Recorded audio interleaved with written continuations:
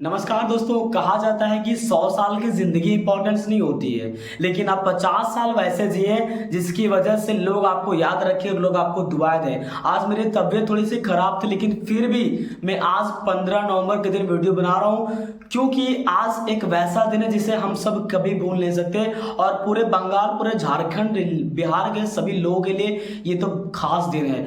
और आज कुछ हिस्ट्री की बातें करेंगे, आज कोई बिजनेस की बातें नहीं करेंगे आज, क्योंकि ना कभी कभी बहुत अपने को अच्छा फील लगता है जब वैसे वैसे लोगों को याद करने का मौका मिलता है। और ऐसे ही आज एक शख्स को याद करेंगे, कुछ हिस्ट्री की बातें करेंगे। कुछ चलिए पीछे बात करते हैं। पीछे जब उस टाइम की बात है जब आपको पता होगा जब बक्सर का युद्ध हुआ था, और बक्सर का युद्ध में उसके बाद से ही जो है अंग्रेज पूरे बंगाल पर कब्जा कर पाए थे। बक्सर के युद्ध के बाद ही पूरे अंग्रेज जो थे वो पूरे बंगाल पे कब्जा कर पाए थे। उस बंगाल में जो कि आज हमारा झारखंड, बिहार, उड़ीसा, यहाँ तक कि बांग्लादेश जो आज अलग हो चुका है, वो भी उस वक्त एक साथ था। तो उस वक्त बक्सर युद्ध के बाद अंग्रेज का शासन पूरे बंगाल में फैल चुका था, और उनका बस दो मकसद था कि हमें किसी तरीके से एग्रीकल्चर में फोकस करना है, और दूसरी बात हमें रेलवे लाइन को बिछाने में ज़्यादा काम करनी है।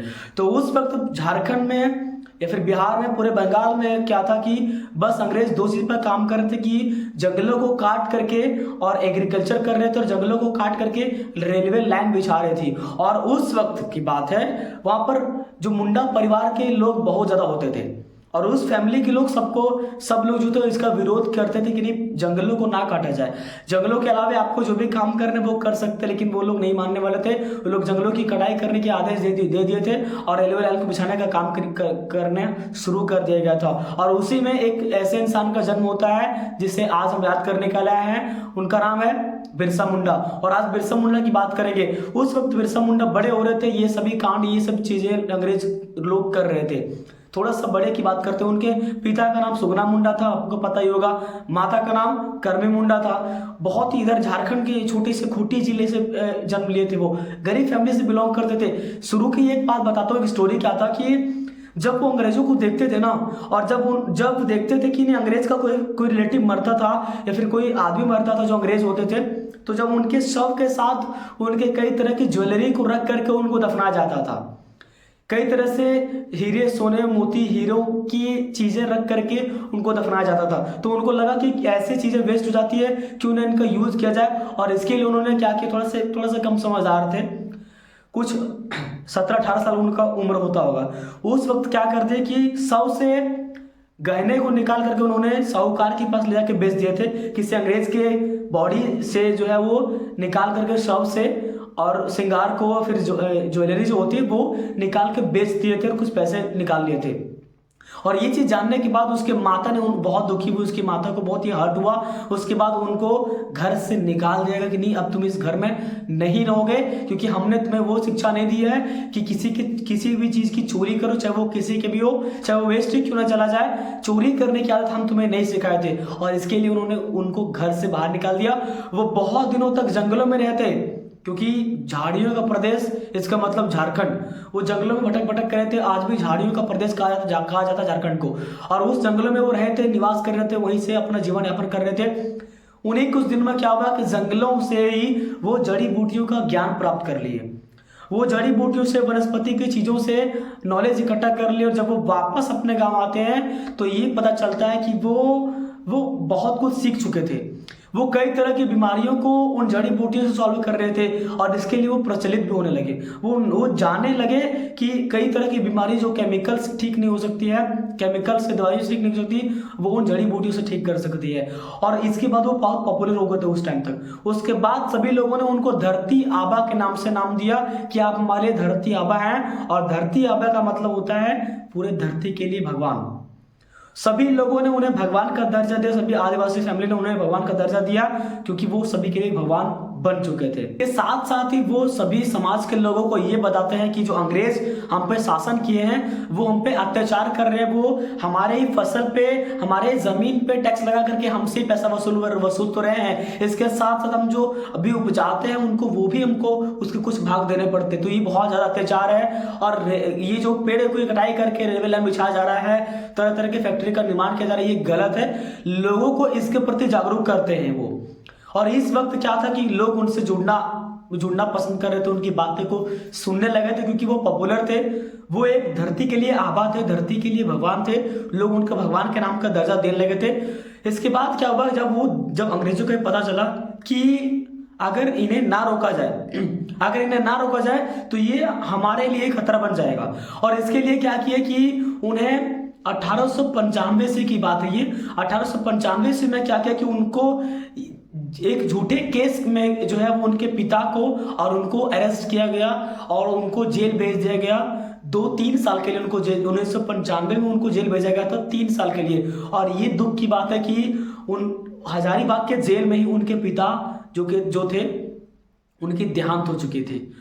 वहीं हजारीबाग के जेल में देहांत हो चुकी थी। उसके बाद उनको लगा कि कहीं जो भी मैं सोच करके आया था, जो मैंने सपना तैयार किया था, जो मैं लोगों को जागरूक कर रहा था अंग्रेजों के लड़ने के प्रति, विरोध करने के प्रति, कहीं वो मेरा सपना टूट ना जाए। क्योंकि एक तरफ उनके पिता की देहांत हो चुकी थी और एक तरफ वो खुद जेल में थे और उनको पॉसिबल नहीं था कि बाकी लोग जो घर में है, बाकी लोग जो समाज में है, वो पता नहीं क्या कर रहे होंगे, वो उनके लिए लड़ रहे होंगे कि नहीं, कि उनके भी चंगुल मार फंस गए होंगे। उनको बहुत ज्यादा टेंशन थी। लेकिन जब वो 3 साल के बाद जब 1898 में उनको जेल से रिहा मिलती है, जब वो वापस अपने समाज में आते हैं, तो वो ये चीज देखते हैं कि नहीं, अब लोग तो और एग्रेसिव हो चुके हैं, लोग और लड़ने के प्रति आ चुके हैं, लोग पहले से और ज्यादा अंग्रेजों का विरोध करने लगे, तरह तरह की उनके जो भी स्कीम आ रहे थे सब पे विरोध कर रहे थे। तो उनको लगा कि नहीं, हमारा जो मकसद था वो कंटिन्यू है। और उसके बाद उन्होंने और वो चीज काम फास्ट कर दिया।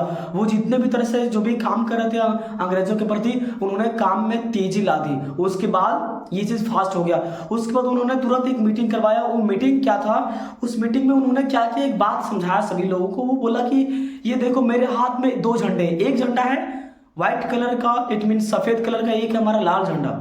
आप किसको चूज करना पसंद करोगे? क्या व्हाइट झंडे को लेकर के इसमें सच्चाई के मार्ग पे चल करके शांति से अंग्रेजों को भगाएं, या फिर लाल झंडा लेकर के, चाहे वो हिंसा के मार्ग पे ही क्यों ना चलना पड़े, लेकिन इस तरीके से करके उनको भगा जाए? तो सारे लोग वहां पे जो जवाब देते वो बोलते नहीं, हमें लाल झंडा लेंगे, हम लाल झंडे लेकर के ही अंग्रेजों को भगाएंगे। क्योंकि अंग्रेज वैसे लोग नहीं है जो प्यार से मानेंगे। अगर मानना होता तो वो लोग आज चले गए होते और वो लोग मान गए होते, लेकिन नहीं, बिना हिंसा किए वो लोग नहीं मानेंगे। और इसलिए क्योंकि ये बात तो उस टाइम की भी ना, जब महात्मा गांधी भी बोलते थे कि अगर अंग्रेज हमें एक चाटा हम अगर मारते तो हमें दूसरा गाल भी सामने ले आना है ताकि वो मारे, लेकिन हमें हाथ नहीं उठाना है, हमें हिंसा के मार्ग पर नहीं चलना है। लेकिन ये चीज पॉसिबल नहीं हुआ। उन लोगों को जब तक मार ना पड़े वो लोग सुधरने वाले नहीं है। तभी आदिवासी लोग भी एग्री हो गए, क्योंकि कहा जाता ना कि आदिवासी लोग ऐसे फैमिली होते हैं, अगर उनको ना छुओ तो वो सीधे रहते हैं, लेकिन अगर उनको छेड़ दो तो वो इतने खतरनाक होते कि कह नहीं सकते।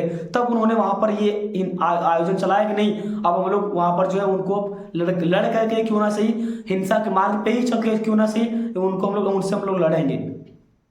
यहां तक क्या होता है, उसके बाद की स्टोरी क्या है कि वहां पर एक बात फिक्स होती है। वहां पर ये बात फिक्स होती है कि हम जो उन पे हमला करेंगे वो हम लोग करेंगे 24 दिसंबर की रात में। क्यों 24 दिसंबर क्या था? क्योंकि अगला दिन था 25 दिसंबर, और 25 दिसंबर में पूरे जो अंग्रेज लोग थे वो लोग क्रिसमस डे के दिन क्या करते हैं कि वो लोग एक जगह रह करके और सेलिब्रेशन करते हैं। और उसी सेलिब्रेशन के लिए वो लोग तैयार थे कि नहीं, हम लोग उस दिन जो है वो लड़ाई करेंगे।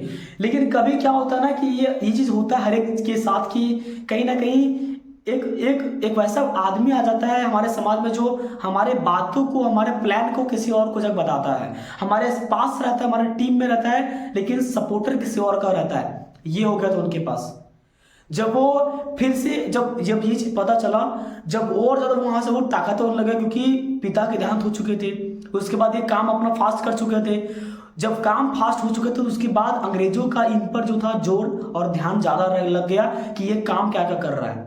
और इसकी वजह से जो अंग्रेज थे वो इनके प्रमुख व्यक्तियों को मारना शुरू कर दिए। सभी जो मेन आदमी थे बिरसा मुंडा के, उनको मारना शुरू कर दिए। और ये देख करके उन्होंने तुरंत अर्जेंट मीटिंग बुलाई कि नहीं, हमें अभी बैठक करनी है, क्योंकि ये बहुत बड़ी समस्या है कि हमारे मेन लीडर ही खत्म हो जा रहे हैं, हमारे मेन लीडर पे अंग्रेज जो है वो अटैक कर दे रहे हैं। उसको तुरंत अर्जेंट मीटिंग में वो लोग बैठाते हैं, और मीटिंग में ये बात होता है कि हमें अब जो है वो एक शपथ लेनी है। और वहां पर ये शपथ लेता है कि नहीं, अब आज के बाद हम लोग जो है वो कोई भी नगाड़ा, कोई भी ढोल नहीं बजाएंगे, कोई भी नगाड़ा कोई भी ढोल नहीं बजाएंगे, कुछ भी हो जाए हमें खुशी नहीं मनाना, हमें नाचना नहीं है, हमें कुछ नहीं करना है। महिलाओं को ही बताएगा कि नहीं आप अपने अभी बाल नहीं करना, आपको श्रृंगार नहीं करना है, तब तक खुले रखना है बाल जब तक हम उन लोगों को मार के भागा ना दे। उसके बाद ये बात होता है, लोग वहां पर बोलते भी हैं कि अब जो है नहीं सह सकते इन सब चीजों को। वो वहां पर एक नारा देते जो कि हम सभी के लिए बहुत अच्छी नारा थी। वो नारा था कि अबुआ राज एते जाना, महारानी राज टूटू जाना। इसका मतलब होता है कि अब हमारा राज आएगा और उस महारानी, उस राजा, उस साम्राज्य का राज जो है वो खत्म होगा। वहां से इतना पावरफुल वो लोग हो गए, इतने ज्यादा एग्रेसिव हो गए, इतना ज्यादा लड़ने के प्रति जागरूक हो गए कि वो लोग किसी का कुछ नहीं देखते थे। उसके बाद वही पे मीटिंग में आप ये बताता हूं कि वही पे मीटिंग में उनको, क्योंकि उनके अंदर ही उनके टीम में एक ऐसे लोग थे जो अंग्रेजों के सपोर्टर थे, अंग्रेजों को यहाँ की न्यूज भेज रहे थे और वहीं पर जो है वो अटैक उन पे हो गया। लोग वहीं पे सारे अंग्रेज आकर के उन पे अटैक करने लगे। और बात दुख की है क्योंकि हमारे बिरसा मुंडा के पास वो था, तीर धनुष वो था उनके पास, और बंदूक के पास वो जो बंदूकें वगैरह थी अंग्रेजों के पास। तो आप सभी का कंपैरिजन तो कर सकते हो कि कौन किससे घायल हो सकता है। तो अंग्रेजों लोग ने अंधाधुंध गोली चलाने का आदेश दे दिया और उस टाइम क्या हुआ कि बहुत सारे लोग घायल हो गए थे। उसके बाद इनको जो है पकड़ करके बिरसा मुंडा को जेल भेजा गया और ये माना जाता है कि जेल में 9 जून को उनकी मृत्यु हो गई थी 1980 में। लेकिन कुछ लोग ये क्योंकि जो अंग्रेज लोग थे तो वो ये बताते हैं कि नहीं, उनकी एक बीमारी थी हैजा, और हैजा के कारण से उनकी मृत्यु हो गई। लेकिन ये माना जाता है सभी देशवासियों को कि नहीं, उनको जहर दे के मारा गया है। हालांकि जो जब उनकी मृत्यु हुई, उनके बॉडी को किसी को देखने तक नहीं दिया गया, उनके बॉडी को समुद्र के बगल ले जाकर फेंक दिया गया। कोई भी उनका जो है, क्योंकि वो नीचे जाते थे ना, ये मानते थे अंग्रेज उनको देखना तक पसंद नहीं करते क्योंकि वो इतना पीछे जाते से था, लेकिन हमारे लिए लड़ने का साहस करता है और इस वजह से लोग अंग्रेज उनसे और नफरत करते थे। उनकी शव को फेंक दिया गया, उनके लिए श्रद्धांजलि अर्पित तक नहीं किया गया। लेकिन क्या मालूम उन लोगों को कि हमारे देश में हर एक मिट्टी, पानी, हवा, जल सब कुछ जो है हर एक वैसे इंसान के लिए श्रद्धांजलि अर्पित करती है। अगर आप उसे पहाड़ पर फेंक दोगे तो पूरी प्रकृति उसको सलाम करती है, उनके लिए श्रद्धांजलि अर्पित करती है। किसी को आप नदी तालाब में फेंक दोगे तो क्या नदी तालाब हम लोग श्रद्धांजलि अर्पित नहीं करती है। हमारे देश का वैसा नेचर है कि हम लोग हर तरफ से, आज उनको उस टाइम कोई देख नहीं पाया, लेकिन नदियां देख रही थी, प्रकृति देख रही थी, हवाएं देख रही थी, भारत का मिट्टी देख रहा था, इस देश की धरती देख रही थी कि उनको ऐसे इंसान को सलाम करना चाहिए, वैसे समर्पित करना चाहिए नहीं। आप सभी को यह भी पता होगा कि 15 नवंबर 2000 ईस्वी को झारखंड जो है बिहार से अलग हुआ था, क्योंकि झारखंड में उनका प्रचलन बहुत ज्यादा था। झारखंड के लोग उन्हें बहुत ज्यादा मानते थे और आगे चल करके 10 नवंबर 2021 को भारत सरकार मंत्रिमंडल ने भी ये बात बताई कि अब से 10 नवंबर को उन्होंने ये बात बताई थी कि अब से 15 नवंबर को जनजातीय गौरव दिवस मनाया जाएगा बिरसा मुंडा के जन्म दिवस पर। कि भारत के ये भी एक स्वतंत्रता सेनानी थे जो कि अंग्रेजों को भगाने में, अंग्रेजों से लड़ने में बहुत ज्यादा मदद करते थे। तो आज भी हम लोग आज विश करते हैं वैसे लोगों को। झारखंड के स्थापना दिवस आज भी है, जनजातीय गौरव दिवस आज भी है, बिरसा मुंडा का जन्म दिवस आज भी है। तो कैसा शुभ दिन हमारे बीच में। झारखंड रांची की कौकर चौक पे वहां पर उनकी स्मृति भी बनी हुई है, आप आके देख सकते हैं। और आज हम याद करते हैं वैसे लोगों को।